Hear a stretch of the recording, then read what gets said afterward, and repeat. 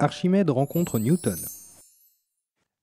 Ce capteur de force mesure le poids du conteneur d'eau. Maintenant, que se passe-t-il si j'immerge lentement ma main dans l'eau? En le faisant, je vais faire attention à ne jamais toucher les rebords du conteneur. Réfléchissons. Le poids du conteneur va-t-il augmenter, diminuer ou rester identique? Eh bien, nous pouvons répondre à l'aide du capteur de force.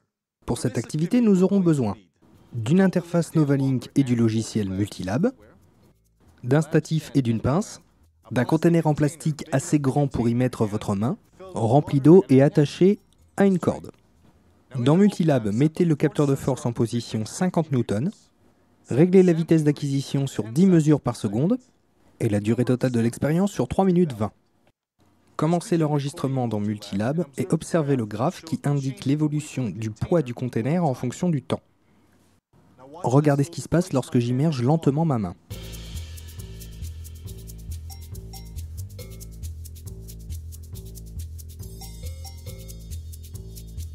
Regardez le graphique.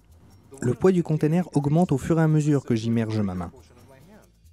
Regardons maintenant ce qui se passe quand je la ressors de l'eau. Vous constatez alors que le poids du conteneur diminue.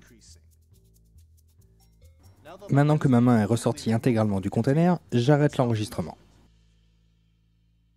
Pour comprendre cette évolution du poids du conteneur, nous allons avoir besoin de l'aide de deux grands savants, Archimède et Newton.